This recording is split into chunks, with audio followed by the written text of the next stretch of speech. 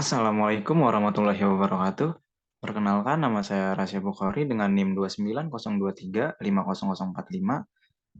Saya dari Fakultas Ekonomi dan Bisnis, Prodi Akuntansi. Di sini dengan dosen pengampu Bapak Darmaenis, SE.MM. Saya dari studi mata kuliah Etika Bisnis. Di sini saya akan membahas studi kasus pelanggaran pada Nestlé Indonesia. Dari profil perusahaannya, Nestlé Indonesia adalah anak perusahaan Nestlé SA, perusahaan yang terdepan dalam bidang gizi, kesehatan, dan keafiatan yang berkantor pusat di Vevey, Swiss. Nestlé SA didirikan lebih dari 140 tahun oleh Henry Nestlé, seorang ahli farmasi yang berhasil meramu bubur bayi guna membantu seorang ibu menyelamatkan bayinya sangat sakit dan tidak mampu menerima air susu ibu. Nestlé telah beroperasi di Indonesia sejak tahun 1971. Dan pada saat ini PT tersebut telah memperkerjakan lebih dari 2.600 karyawan untuk menghasilkan beragam produk Nestlé di 3 pabrik, pabrik Kejayaan, Pasuruan, Jawa Timur untuk mengolah produk susu seperti Denko, Bear Brand, dan Nestlé Denko Ideal. Pabrik Panjang di Lampung untuk mengolah kopi instan Nescafe, serta pabrik Cikupa di Banten untuk memproduksi produk kembang gula Fox dan Polo. Saat ini sedang dibangun pabrik keempat di Karawang yang direncanakan akan beroperasi pada tahun 2013 untuk memproduksi Denko, Milo, dan bubur bayi Nestlé sereal. Moto Nestlé, Good Food, Good Life, menggambarkan komitmen perusahaan yang berkesinambungan untuk mengkombinasikan ilmu dan teknologi guna menyediakan produk-produk yang mampu memenuhi kebutuhan dasar manusia akan makanan dan minuman bergizi, serta aman untuk dikonsumsi serta lezat rasanya. Di sini ada permasalahan dalam perusahaan Nestlé. Pada tahun 2004, produk susu Nestlé telah ditarik dari peredaran di sejumlah negara Eropa karena mengandung bakteri Sakazaki yang menyebabkan meningitis, infeksi pembuluh darah atau inflamasi sistem pencernaan yang mematikan bagi bayi maupun orang dewasa. Publis The Lancet 30 Desember 2003, halaman 5, nomor 39, industri susu nasional Indonesia rupanya telah meremehkan masalah dari bakteri Enterobacter Sakazaki yang mencemarkan produk susu formula anak-anak. Menurut situs Science News Online, dari penelitian yang dilakukan di 35 negara, ditemukan bahwa tingkat pencemaran bakteri Enterobacter Zakaria ini pada susu formula bayi sebesar 14% atau 20 kaleng dari 141 kaleng yang diteliti. Penelitian ini juga lebih lanjut menemukan bahwa bakteri Ezakazaki ini ditemukan pada debu yang ada di lantai pabrik pembuatan susu formula bayi tersebut. Padahal pabrik pembuatan susu formula atau makanan apapun menurut standar sudah seharusnya bersih dari semua virus, kuman ataupun bakteri yang berbahaya. Pada penelitian terakhir didapatkan kemampuan 12 jenis strain Ezakazaki untuk bertahan hidup pada suhu 58 derajat Celcius dalam pemanasan rehidrasi susu formula. Produk susu yang tercemar dari bakteri ini adalah Nestlé. Nestlé telah dikencam karena memproduksi susu formula bayi yang mengandung bakteri Ezakazaki, khusus ya untuk produk susu formula yang dipasarkan di negara berkembang. Memang berbeda dengan pemerintah kita, yaitu lembaga BPOM, yang menyatakan bahwa tidak ada satupun susu formula yang tercemar bakteri Ectobacter Sakazaki di Indonesia. Entah apa yang menyebabkan perbedaan tersebut, tapi pesan kami bagi mereka yang ingin lebih berhati-hati dengan susu formula, terutama untuk bayi, agar menghindari susu yang berasal dari produk susu Nestlé. Lalu pada tahun 2011, pada pengawas obat dan makanan atau BPOM melakukan pengambilan 96 sampel produk susu formula dari berbagai merek untuk menguji kemungkinan adanya bakteri Enterobacter Sakazaki. Dalam pengujian sampel tersebut, BPOM tidak menemukan satupun susu formula termasuk di dalamnya adalah Nestlé yang terkontaminasi. Pengujian ini dilakukan pada 2008 sampai 2011. Hal itu terungkap saat jumpa pers BPOM di kantor Kemkominfo Kamis 10 Februari 2011. Pembahasan masalah dalam perusahaan Nestlé ialah sebagai perusahaan produksi makanan terbesar di dunia, kami memusatkan perhatian kami untuk meningkatkan gizi atau nutrition, kesehatan health, dan keafiatan wellness dari konsumen kami. Para karyawan kami berdedikasi dan termotivasi untuk memproduksi produk berkualitas dan membangun brand yang memenuhi kebutuhan konsumen. Sebagai bagian dari suatu perusahaan global, Nestle terus-menerus melakukan penelitian dan pengembangan untuk terus melakukan penyempurnaan berbagai produk ciptaannya. Hal ini dilakukan sejalan dengan berkembangnya konsep dan dimensi makanan, yang kini tidak lagi sekedar untuk memperoleh penikmatan atau enjoyment, namun telah berkembang menuju keafiatan atau wellness, dan bermuara pada kehidupan yang sejahtera dan berkualitas atau well-being. Kini, Nestle juga memperkuat kemampuan R&D melalui kemitraan inovasi di tiap tahap proses pengembangan produk, dari kolaborasi awal dengan perusahaan awal dan biotek, hingga kemitraan akhir dengan para pemasok utama. Dengan menyatukan semua sumber R&D, Nestle mampu memberikan solusi makanan berkualitas tinggi dan aman untuk semua konsumen di seluruh dunia, baik dalam gizi, kesehatan, dan keafiatan nutrisi, kesehatan, kebaikan, rasa, tekstur, atau kenyamanan. Selain itu, Nestle memberikan produk-produk berkualitas terbaik bagi konsumen serta jaminan keamanan.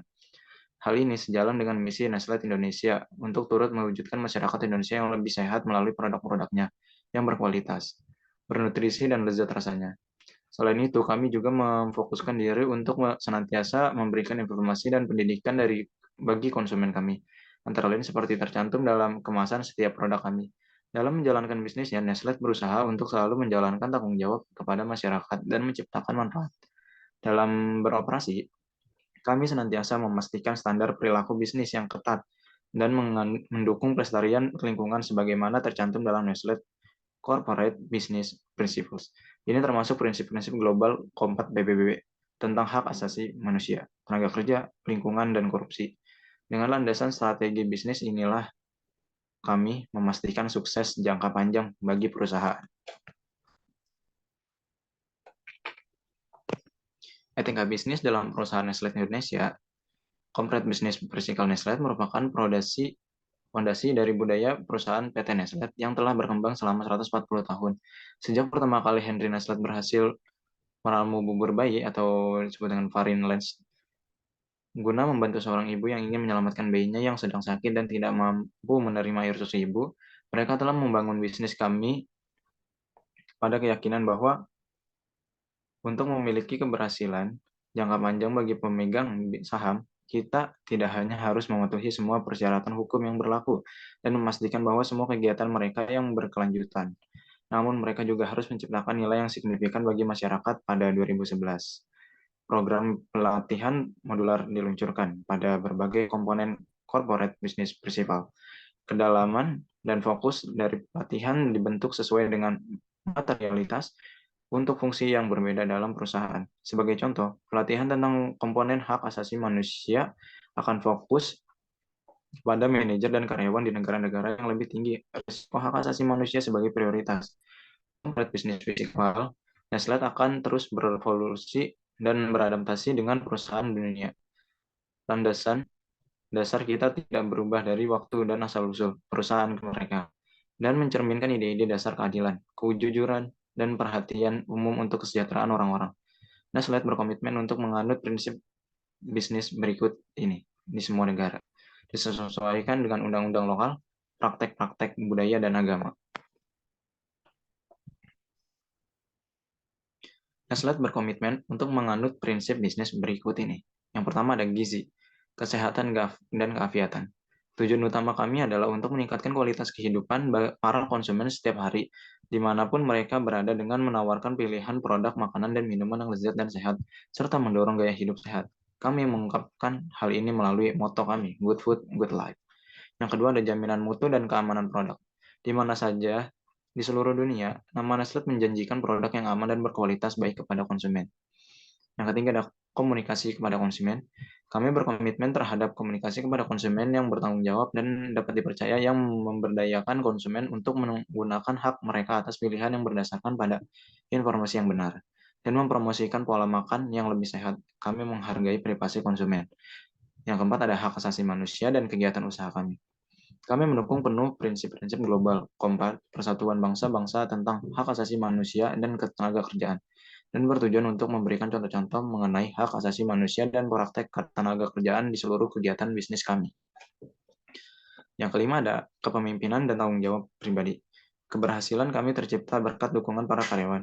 Kami memperlakukan para karyawan dengan rasa hormat dan bermartabat dan mengharapkan setiap karyawan mempunyai rasa tanggung jawab pribadi. Kami memperkerjakan tenaga kerja yang kompeten dan mempunyai motivasi, serta menghargai nilai-nilai kami. Kami memberikan kesempatan yang sama untuk pengembangan dan kemajuan mereka, melindungi privasi mereka, dan tidak mentoleransi segala bentuk pelecehan dan diskriminasi di mana saja di seluruh dunia. Nama Nestle menjanjikan produk yang aman dan berkualitas baik kepada konsumen. Yang keenam ada keamanan dan kesehatan kerja. Kami berkomitmen untuk mencegah kecelakaan, cedera, dan penyakit yang disebabkan oleh pekerjaan. Dan kami melindungi para karyawan, mitra usaha, dan pihak-pihak lain yang terlibat di sepanjang mata rantai usaha kami. Yang ketujuh ada pemasok dan hubungan dengan pelanggan. Kami mensyaratkan kepada para pemasok, agen, subkontraktor, dan karyawan mereka untuk bersikap jujur, adil, dan berintegritas, serta mematuhi standar yang tidak dapat ditawar. Kami memiliki komitmen yang sama kepada para pelanggan kami. Yang kedelapan ada pembangun pertanian dan perdesaan. Kami berkontribusi dalam perbaikan di bidang produksi pertanian, status sosial ekonomi para petani, masyarakat pedesaan, dan dalam sistem produksi agar lebih berwawasan lingkungan. Yang kesembilan ada lingkungan dan keberlanjutan. Kami berkomitmen pada praktik bisnis yang berwawasan lingkungan pada semua tahap masa pakai produk. Kami berupaya untuk menggunakan sumber alam secara efisien, lebih memilih menggunakan sumber daya yang terbarukan yang dikelola secara berkelanjutan, dan menetapkan sasaran limbah nol. Yang terakhir ada air. Kami berkomitmen pada penggunaan air secara berkelanjutan dan perbaikan pengelolaan air. Kami menyadari bahwa dunia menghadapi tantangan ketersediaan dan kebutuhan air yang semakin besar, dan bahwa pengelolaan sumber-sumber daya dunia yang bertanggung jawab oleh semua penggunaan air merupakan suatu kebentukan mutlak. Sini ada kesimpulan dari pembahasan masalah di atas. Meskipun pada tahun 2004 produk susu Nestle telah ditarik dari peredaran di sejumlah negara Eropa karena mengandung bakteri Sakazaki, namun di Indonesia sendiri pada tahun 2011 Badan Pengawas Obat dan Makanan atau BPOM melakukan pengambilan 96 sampel produk susu formula dari berbagai merek untuk menguji kemungkinan adanya bakteri Enterobacter Sakazaki. Dalam pengujian sampel tersebut, BPOM tidak menemukan satupun susu formula, termasuk di dalamnya adalah Nestle yang terkontaminasi. Pengujian ini dilakukan pada 2008 sampai 2011. Dan Nestle adalah perusahaan yang mau memperbaiki diri dan mau belajar dari pengalaman pahit yang menjadikan tantangan sebagai motivator untuk meningkatkan citra perusahaan. Di sini ada sedikit saran.